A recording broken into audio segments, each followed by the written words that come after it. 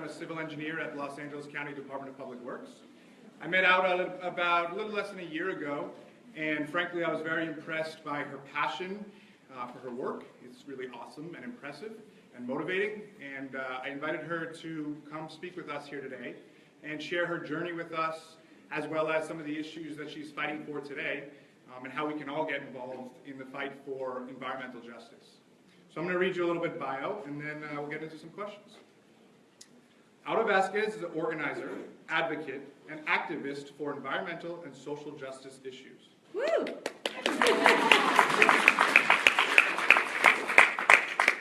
She has dedicated her life to working in matters concerning frontline communities and climate justice. From helping ban the single use of plastic bags in California to supporting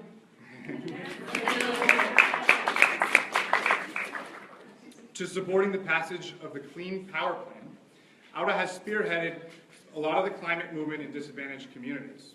She's currently working as the Climate Justice Director for the Center for Popular Democracy, where she leads over 14 organizations in 10 different states to work on national climate issues.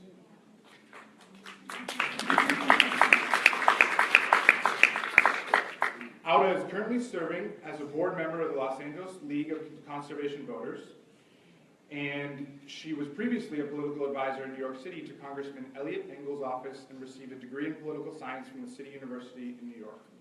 She also graduated from Leadership Organizing and Action from Harvard Kennedy School and founded her own consulting firm. In her free time, Aura attends Against the Stream Buddhist Society and practices Vipassana. She enjoys dancing and is very involved in the art scene. Please give me one more welcome for Aura.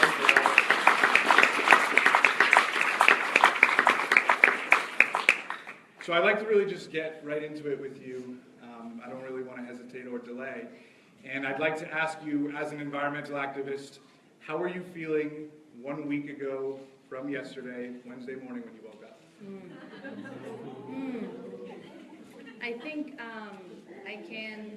the way I felt after we all found out how the elections went, it can really resonate with a lot of you here.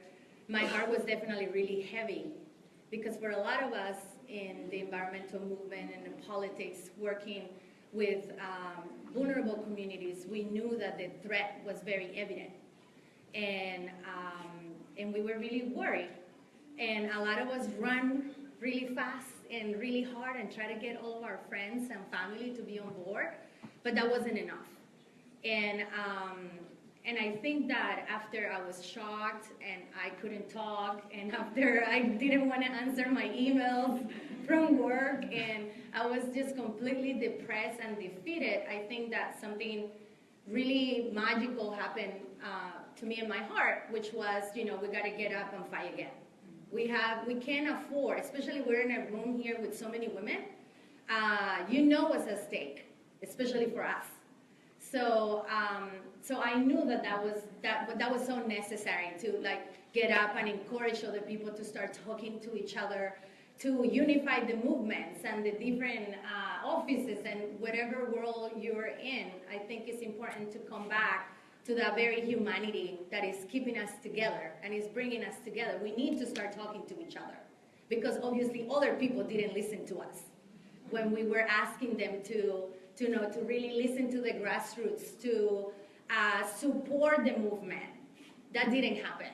So I think after that, I went so many places, and I think later we're going to talk about my visit to Standing Rock. I feel like that was the closest thing that I could do, the best thing I could do after such sad elections. But I think also it's important to remember that this talk is about igniting the power that we have within. And you can no longer be silent. I know that our power in society has really changed and grow. We see a lot more women in politics. We saw the first women running for office, to the highest office of this country, for president. And this is no time to turn back or to think that this is not our place or our time. The time is now. And we really have to tap into that energy and that humanity to return to that. Thank you. Yeah, Obviously a lot of us had feelings the next morning, but I think your call to action, and for encouraging us to talk to each other and engage in a dialogue, no matter how different we think the other people are, there's always a common ground. Yeah. And the only way we're going to find it is by talking to each other. Yeah. I think another thing that I've been talking to a lot of my friends, I'm sure you can share this also on Facebook. There were so many emotions, and everybody wanted to blame. Is the third party voters? Is the women didn't turn out? The people of color screwed up? And I mean, there were so many things I keep on seeing, and I think we forgot to really listen to those people that voted for Trump, because they voted for him for a reason. And who knows, maybe more similar to the very reasons why, why we do what we do and what we vote and what we involve in the political process. So I think after all of those things happen in social media, I asked folks to really meet with people that they knew that were Trump supporters with an open heart, with an open mind, to try to understand what are some of the things that they care for, they support, they want to see. I know for a lot of us that's really hard, because a lot of us, and I'm one of those people, I'm very liberal. So for me to sit there with someone that doesn't believe in climate change, doesn't believe in women's rights and the rights to to a healthy life, that's really hard. But that's going to be necessary, because otherwise we're going to find ourselves 4 years from now in this same place. And I don't want to come back here to talk about how sad I was the day after, okay? So please, do me a favor, just go and talk to these people and try to understand and pass on the information, so that maybe we can also influence our own democratic process and our own DNC, that our DNC needs to change. They need to change. So it's going to take all of us to be really involved in the process to really get them to where we want to be, and that we can win for years, and we can win not just for our party, but for the world. Thank you, thank you. I mean, I think you speak for all of us when you talk like that, and it really connects with us to hear that coming together sentiment. I'd like to ask you a couple questions about yourself. We're all very interested. You seem like a very spicy, exciting woman. Where did you come from? I don't know how you guys can tell. Where did you come from? Yeah. And how did you get here? Yeah. So I'm Colombian. I'm originally from Colombia, and I come from like a tiny town in the southwest of Colombia, outside of Cali, which is the biggest city next to my town. And my parents were, just like maybe a lot of your family and relatives, they were very involved in like the local politics, very involved in bettering our community for us, that we were like the new and upcoming generation. So I grew up running around in union halls meetings, town halls meetings, cooking empanadas with my mother to fundraise for books for kids that didn't have books. So I think it was always really in me. But in terms of environmental justice, I think at age 11 I saw a show about global warming. You will remember global warming. This was the term in the 80s. And he talked about the ozone layer and how the world was going to get really warm, and basically we were all going to die. So I was really alarmed, and I went around. At 11 years old, I went around to talk to all of my friends and my family about global warming and the ozone layer. And everybody was like, this is not like a hot topic. Including today, it's still not like a very hot topic. So I went to speak to my principal. I went to an all-girls school, Catholic school in a small, town. And everybody was asking me, why do you want to speak to the principal? And I was like, because global warming. And everybody laughed indeed, and eventually when I made it to talk to my principal, she also laughed, but I think she made the question that really got me here. She asked me, what are you going to do about it? So I went and I founded the first environmental club in my school. And among my girlfriends and we went educating folks in a school about not using aerosols, because remember back then it was the aerosols were a thing. And we were educating, like our small community. Fast forward 20 years after, I was in New York City working for a Congress member, and it didn't feel quite right for me, that place. I didn't feel like I was making a big difference. And so then later, I decided to figure it out what I wanted to do, and this is when Obama was running for the first time. And I learned about community organizing. So I left New York, which was my home for 15 years, to come to California to learn how to organize, with the organizers that organized with Cesar Chavez, with the faith-based leaders, with the immigrant rights groups. And I was hired to come here to work on an immigrant rights campaign. And we did a lot of beautiful things happened. And then later, a very dear friend, mentor of mine, asked me to make the move to environmental issues. Because his call to action to me was that not a lot of environmentalists look like me. That environmentalists in the mainstream world are middle-class white liberals. And that our community needed to get more involved in environmental issues because we were the most affected. So, I mean, with that call to action, what ones do, I mean, I make, like I never look back. So ever since I started working for the Sierra Club, and I worked on the coal campaign, and I was the organizer that helped LA divest from coal, together with Pasadena, Glendale, and all the vicinities. So I think there are some friends here that work very closely with me in that campaign and really supported that effort. But I think it just takes really like the small things. Like, I think asking yourself, what are some of the things that you cared about, whether it's animals or women, or and learning how to be involved locally on those things. There's the power, even more so now with elections, I am more convinced than ever that we need to work locally, that the work needs to be local, that this is how we're going to take the world back, and it's important that all of you really find that passion within and find that niche that moves you, because, I mean, in the movement, we definitely need you. We need all of you.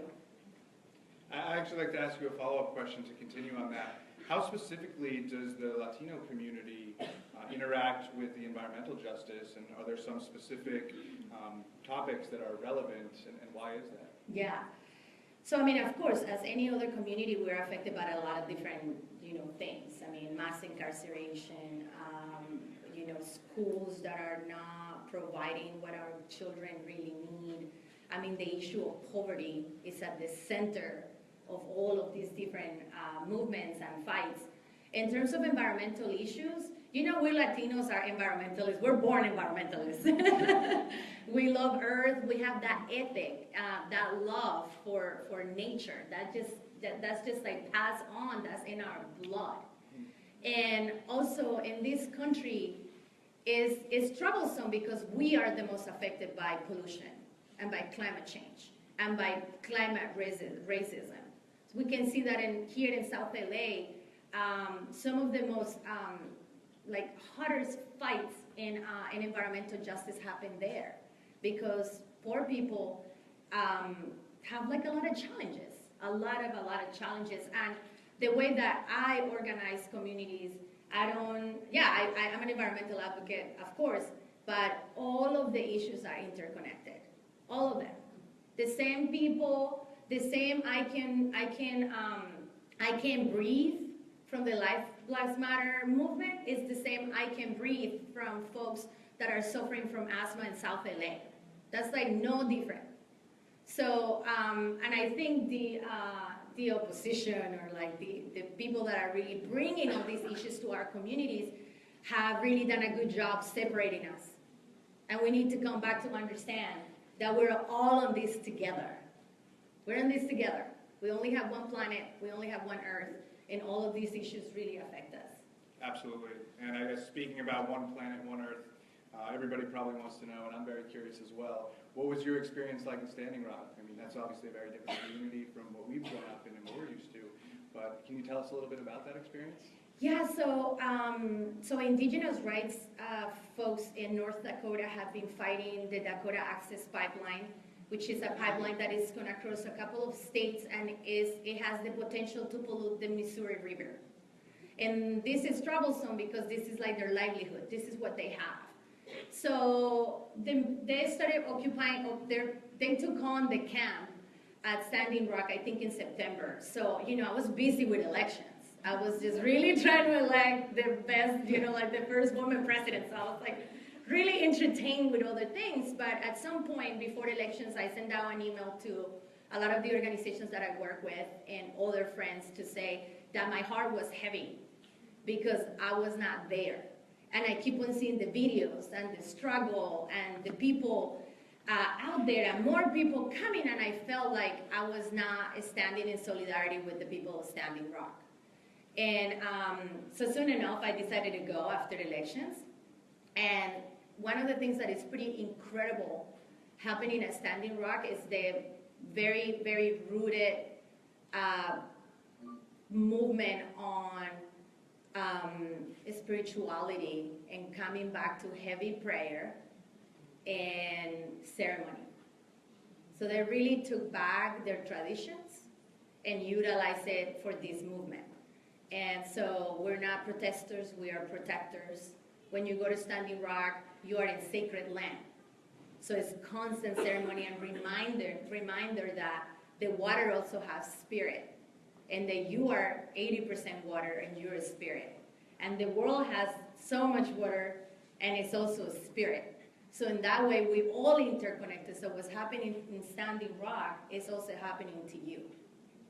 So the call to action is, come to Standing Rock and support and be there. And over 400 nations have come together to support Standing Rock, which traditionally some Native American nations have had, their own wars and fights and stuff, but this has been the one issue of water is life. And that has unified the movement. So I encourage you all to come to Standing Rock and go see it and support them and go and cook with the women and just bring your spirit, because this is really what they really need.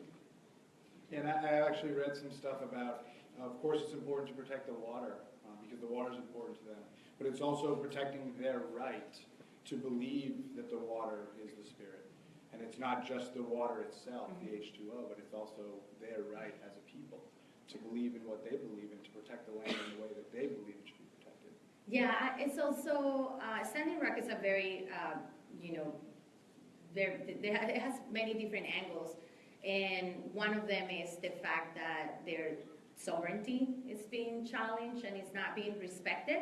That native land has their own treaties with this country, and this country is not respecting them.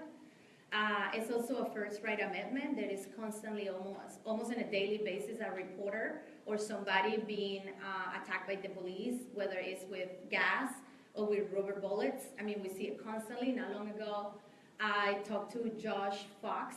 He is the director of Gasland. Do you guys know? Gasland is a movie about fracking, and he created this documentary, and he was telling me that his producer was in jail for 4 days because she was filming and without the right to call anyone or have a lawyer. So that they're now really looking at this as a first, as a First Amendment issue, and the treaties and also the environmental impact. Yeah, thank you. That's very interesting. I got another question for you, a little bit more off topic. Well, it's certainly not the same topic, but do you consider yourself more of an activist or a radical? Well, I don't know if those can be, I think those are they're not mutually exclusive. They come hand in hand. Anyone can be a radical here. And we come to see that radical ideas are not that radical. The right to have free college education shouldn't be seen as a radical idea. But for a lot of people, this is radical. Going to Standing Rock and standing with the Native people shouldn't be a radical thing. But it's perceived as a radical thing. And there's so many activists. We're all activists. When you talk to your friends about the issues that matter to you, you're being an activist. If you didn't know, now you know. When you sign that petition that comes through your Facebook, you're being an activist. And it's necessary that we all find the radical in us because that's the beautiful ideas that we can bring and really bring for our community. That's where the passion and all that energy comes from. And the activists have a lot more vision and strategy. So it's important that we all, as women that are here, we let that unleash within us, the radical in us and the activists in us. Thank you. What would you say your vision is for the future? Moving forward, obviously there's a lot of challenges that we're facing right now, but moving beyond the short term, are you optimistic for the future? How do you see us, where do you see this country as well as the world moving in terms of environmental justice and protecting our environment? Yeah.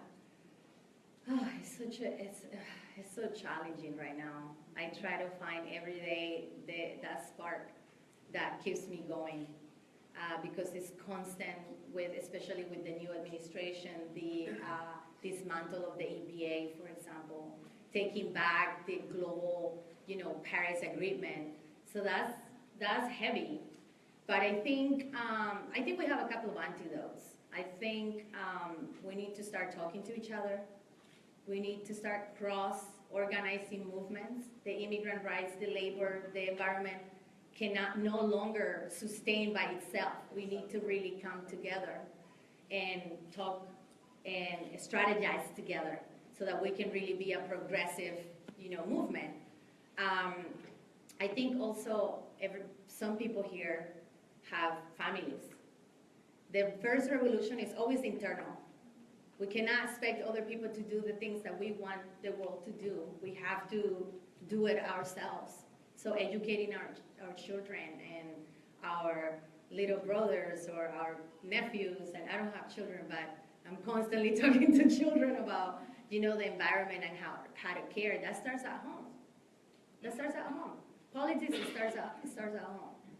So I remain hopeful. I was speaking earlier at my table at lunch, and I was saying hope is the only thing we have. We can't lose our hope.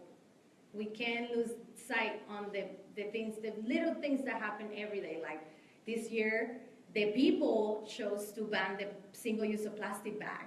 It's the little things, that is gonna really get us going. Maybe we didn't win the presidency. Maybe things are rough, Brexit, and like all this other stuff. But and the global also economy is that a lot of uncertainty. But I think local is the way that we're gonna take on the world again, and it's gonna take for all of us to participate and be part of the solution, and we can no longer be on the sidelines. Amen. Yeah. How can we get involved? Okay, well yeah.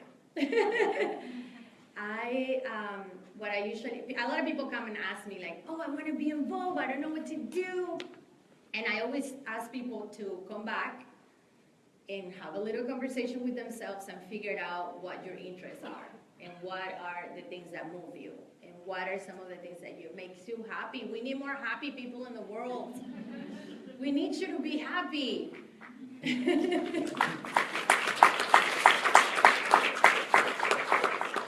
So come back, check in, see what's important to you, what matters. Check in with some friends and family and see what matters to them so you're grounded in the reality of what's happening around you. And then go find ways that you can be involved, whether it's environmental justice, climate justice, whether it's women's rights. I mean, we are under attack. We need more women to come and support, whether it's animal rights, whether it's food justice, the access of healthy food in your community, whether it's elders. We don't even talk about older people. I mean, have you noticed? Yes. Yeah, we don't really, it can be our children, our schools, but there's so many ways that you can be involved. But I can guarantee you, this work is hard. It's a lot of work. It's constant. It's all the time. And once you offer help, everybody's going to want you to help. So find something that you love, that you're passionate about, so that it's fun for you, so that it helps you wake up in the morning, so that it brings you together with your community. And that way, I feel that's the best way to be involved. Sounds amazing. Sounds amazing. That's all the questions I've prepared. I'm sure people in the audience are also eager to ask some questions. So I'll open it up now if anyone wants to ask Alex some questions.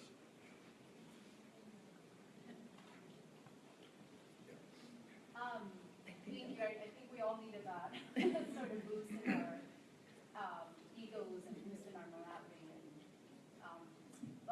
So I heard you say that the fight should be local, the organization of folks and community.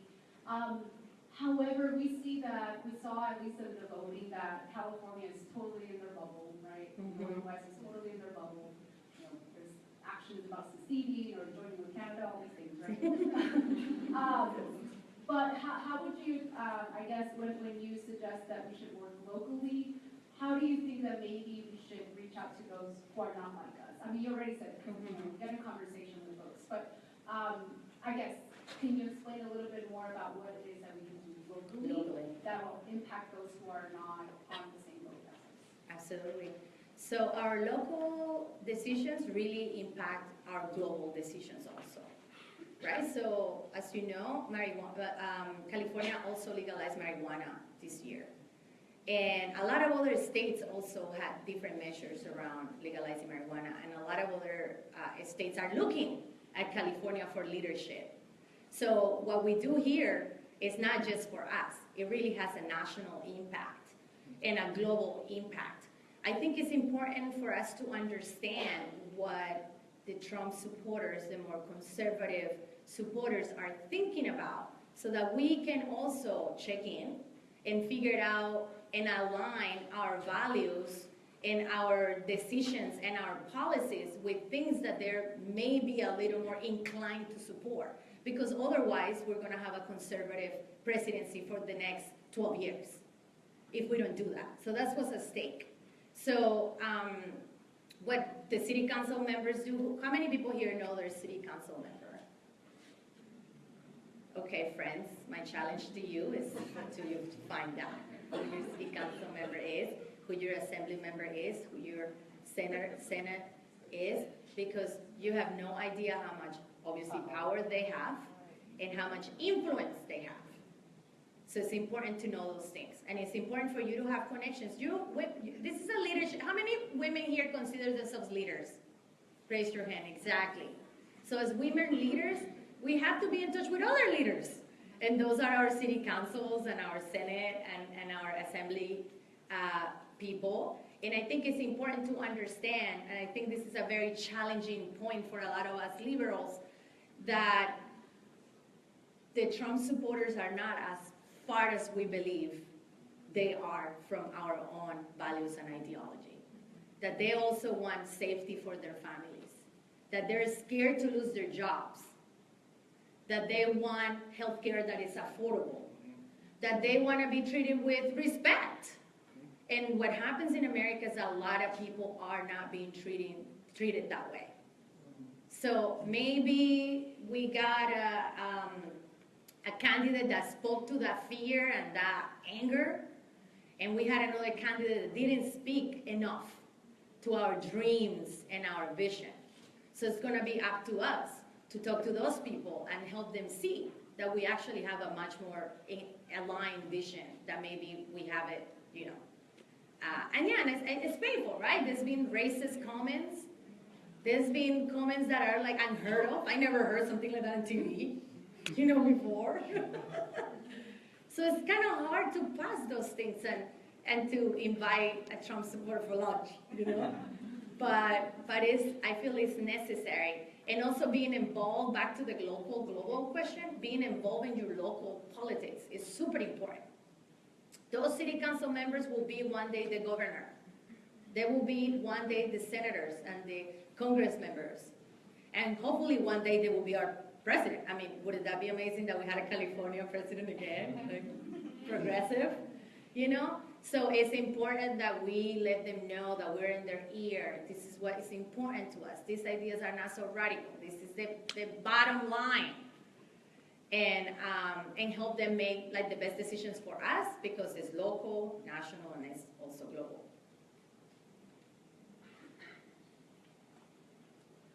First of all, you're like my shiro. Right? You're amazing. And and he has spoken for all of us on these environmental issues. I have an environmental background. I study environmental science and policy, and I've done the clubs. I've talked to people. I like people to hear my voice on environmental politics. So when you were talking about leaders, how do you reach out to those leaders? Is it through letters? Is it through the internet? Because I feel like I'm ready to make that step, and I've talked to this woman right here too, the challenge of this lady, on challenging me to educate myself, and I am guilty of not knowing who was it? It's not it. Yeah. So.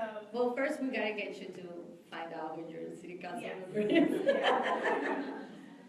Okay, and then how do you speak to them? How do you speak to them? Okay, so I have a quick story.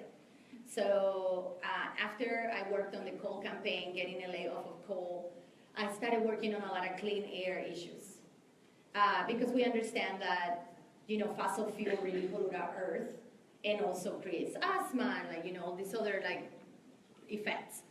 And I went to a hearing to the Air Quality Management District. You guys know the AQMD? The AQMD are the people that regulate, make sure that our air is cool, is good, is fresh, it's clean, So I'm in these, we're trying to, advocate for less fossil fuel, more renewables. And it was my turn to speak. I turned on my card. I was one of the speakers, I wanted to speak in the hearing. And I started calling one by one and say, I saw you speak and you said this, and you, Buscaino, said that, and you said this, and blah, blah, blah. And now please vote the way you should. You go out there and you say that you are an environmental steward, so be a steward. And after that meeting, all of the staffers ran to get me. All of them ran after me and hey, we saw your comment and what's going on, and I said I've been trying to email your office. I wanted this, I feel the power is in the relationship, and I wanted to build a relationship with you, but unfortunately this really hasn't, happened. And that opened up a whole door for me. They gave me their cell phone numbers, and now I have the secure line and all this other stuff. But I think again it comes back to being involved locally and understand how your local politics work, so that you can send an email and say hey, I'm your neighbor and I vote for you. Oh, they really care when you start telling them that you vote for them. And I want to talk to you about these women's rights, this gun control, these schools issues, right to healthy food, environmental issues. Can we sit down and talk? And they might not reply the first time. Maybe somebody will be like, oh, this is awesome. It takes to knock at the door a couple of times. Next time you bring a couple of friends. And you have them also email. Oh, it's me again, and I got my 5 friends. Can we meet with you and talk about gun control, or So I also feel like this is, if whoever is listening, we're live streaming, and I feel like if anyone from the Hillary's campaign or whatever is advising her right now, I think she really needs to come back and invest on us women, and that pipeline of leadership, and understanding how the government works. How can we as women impact government? So come back to that leadership development. We need somebody that invests on us, so that we can also be the leaders of the future. So get involved locally, find out who your elected official is, talk to them. I know it's kind of weird because they're this figure, but it's not. You voting for them is your tax money. So I encourage you to utilize social media also. I have befriended a lot of them on Twitter and on Facebook, so once in a while I just send them some crazy shout out, and that little by little they respond. Do we have time for another question? Yeah. I do. Does anybody else have a question?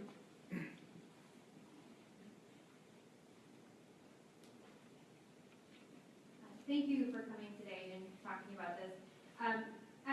I'm also in the environmental field, heavily on the science and policy side.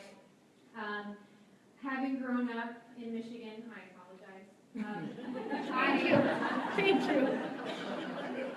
They are still counting. Last I heard, it was only 11,000 votes. What I struggle with is my family here and some of my family back in Michigan. The conversation around climate change has gotten so adversarial. It is a left versus right conversation. As soon as you start talking, if you even say climate change, automatically that is a liberal conspiracy. Well, how do you change the conversation so that it's not a left versus right? There are elements of this that impact all of us, and that conversation has gotten so soured at the national level. And I think the mantra is all people have heard, and I seek counsel in how to break that cycle. How do we make this not an issue that is left versus right, but rather, what can we do to move forward so that we can all affect change and make it not a political issue, but rather a family issue. Yeah, I think a lot of people have heard, but a lot of people have not believed. And in the environmental community, the environmental organizations that work heavily on environmental issues have not done a good job on the messaging. Because for some of us that are so immersed in that issue, it's so urgent, and we're gonna die, It's like, so we have lost sight of what's most effective. And what I like to tell people when they're also like, how do I talk to the right wing about climate change? I'm like, first of all, don't talk about climate change. Talk about your experience and how climate change has affect you. And a lot of us don't know. A lot of us have no idea what's happening here in our backyards. A lot of us live close to freeways and don't understand why their kids have asthma. So you have to talk to your families about the effects and how it affects you. There's nothing more powerful than your own personal story. Yeah. Reason why I'm here. Absolutely, and to kind of piggyback on that, there needs to be almost a structural change in the way that we educate our kids, that every drop of water matters, right? It's a little bit too late to try and grab them once they're already adults or, media campaigns on TV when they're very young, 4, 5, and they're starting to understand these concepts. There's other countries in the world that do that and that value water as a resource. And actually I had another thing to say on that comment as well, is that when we fight for environmental justice, in the end, the truth is on our side. The reality is that the climate is changing. And so while not everybody is a believer yet, and like Aura mentioned, one of the challenges has been people not believing yet, but ultimately, at least for me, I'm optimistic that in the end, the truth will prevail. Yeah. So it's just continuing to fight in this transition, knowing that it will turn out right. Yeah, I think the other thing that I want to bring, that I actually learned and stole from Standing Rock, is the idea that we are protectors of this earth. Because the fighting argument has gotten us fighting with a lot of other people. For a lot of people in Michigan, I know that the argument is about jobs and what happens if I lose my job. In West Virginia, I mean, it's real. This is real, and it's very commendable that some national unions have come to support the environmental movement today. And they have made statements about, we're standing in solidarity. We want to support also the earth. For us, it's also important. Because in a lot of times, we were not on the same side of the fight and of the issue. So I think speaking about your own personal experience as a woman, what's it like for you to have a coal plant in your backyard? I don't know if you guys know, but if you ladies know, but women suffer 12 more times than any other group when they live around a coal plant from birth defects. That's pretty big time, and asthma and cancer and all these other things. So I think it's important for us to talk about our own fears. We got to come back to that vulnerable place. We know how to do that really well as the feminine. So talking to our families about yeah, maybe it is not true, but let me tell you how this is affecting me, at least locally. And turning the conversation into a conversation again, not into an argument. You got to believe what I believe, but we got to start listening to understand and not just to respond. question? I also work with engaging underrepresented communities, and so I'm really wanting to ask for tips on engaging the community, because as you mentioned, some things that are much more important is, are they going to eat? Are Right. their kids safe? Are they going to come home at night? So when you go and engage those communities, it is a challenge to try to get them to also think you need the environment. The environment is important. So do you have any tips on that type of? Yeah, working with different type people of color communities, I think is important. Okay, I worked for the Sierra Club, which is the oldest, biggest environmental organization in this country, and when I went to work for the Sierra Club, they were doing a lot of this like structure around diversity and inclusion. And for a lot of us people of color, we felt like, why can't you just come and understand our culture and make your issue more culturally relevant? And not this abstract thing that you're gonna go study and write about, and like, we're not interested. For a lot of us people of color, we're very rooted in that heart connection, and we're just different, you know. We're not better, we're not worse, we're just different. And understanding what matters to them. Like, for example, again, like a Standing Rock, I had to bring a skirt. It was cold, but I still have to bring a skirt because that was culturally appropriate. So I feel like on environmental issues, I think we have to return to understand that, for example, Latinos, just to zoom in a little bit, are very, like, we recycle everything. I save everything. All the bottles, books, I save it all because one day I'm gonna reuse this bottle for something else. And the yogurt little thing, I can put my food to go. Isn't this true? You don't love it because you know it's true. You know, and we pass on our clothes. I have once in a while, like I have a little shopping thing with my girlfriends. I'm like, take my clothes, you know, like, so I think it's returning to those things. And I think also the other important thing for like our white allies in the room to understand is that you gotta ignite what's already in us. There's nothing coming from the outside. We have it already in us. We want to contribute. We want to be part of things. We want to be part of the movement. We want to go to the hearings. We want to talk to our elected officials. Sometimes we don't know how. Sometimes we're not empowered. So I think it's important to return like to that leadership development and like how am I going to ignite this person? Like open up and let the beauty of all their knowledge. I feel like we also lost sight of the idea that our communities know what's best for them. We want to come as outsiders and tell them, this is what's best for you. And you know, that's obviously that model hasn't really worked.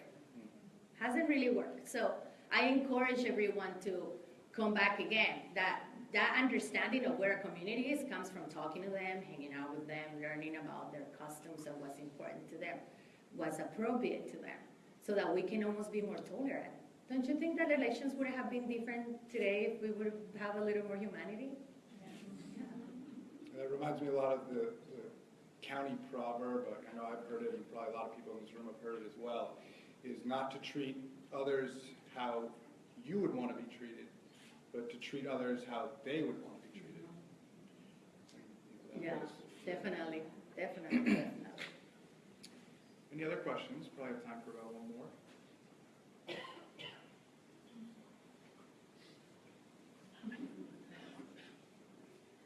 So, between Hurricane Katrina, Flint, Michigan water, and now the pipeline in North Dakota, I see our country has a history of ignoring and even trying to quiet issues that affect underprivileged communities.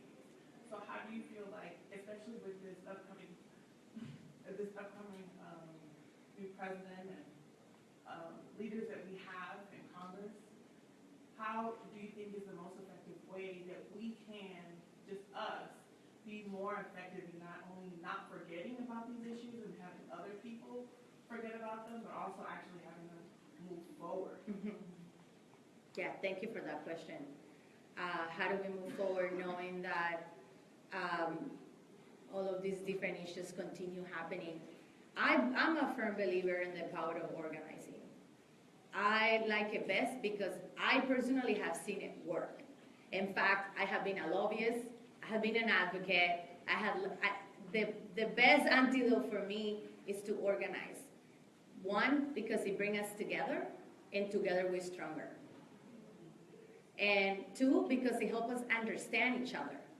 And three, because it uplifts who we are as the collective and individually, and also we can then put forward policies and laws and candidates and all that stuff. We have forgotten all those things in a lot of our communities. And in a lot of our communities that are very vulnerable, they don't have the resources. So sometimes they don't really turn into each other to like, hey, what's going on? This is what's happening, and the school is going to be closed, or so. We just actually like shine away from each other, and that's a mistake. The farmers' movement was strong because they all came together. They all started talking to each other. The labor movement is strong because they have a heavy emphasis on organizing themselves. And like, I've been posted with that question recently because in my small town, where I started my environmental club, I've been thinking about how am I going to go back and bring all this knowledge and all this experience that I have to organize my own community. It feels fair. So I feel like all of you as the women leaders that are here need to start learning how to strengthen that muscle and learning those skills so that you can then bring your community together. It's going to take us women to do that. Yeah, kind of to piggyback on that, I've noticed that there's a lot of women who are community organizers. Would you say that that's true? Is there a lot of strength in women as community organizers? I just feel like that matriarchy in this like community organizing is definitely really strong. Also because I hate to say, and I'm not going to call any of the men out here, don't hate me, but we're just better listeners. We're just more compassionate. We want to like hang out together and collaborate, and when we have a bigger goal, we forget about all the other things, right? And the shoes and the makeup and all that other stuff, but we really start getting down with like the reality of like, wow, this is really what's important to our community. And sometimes when we first start, it's like really big, and then it starts to get more narrow, and more people come, and like having that collective power and like femininity, like run is really, really, really magical. So again, it's like it's gonna take us to do it. So yeah. Thank you so much for coming.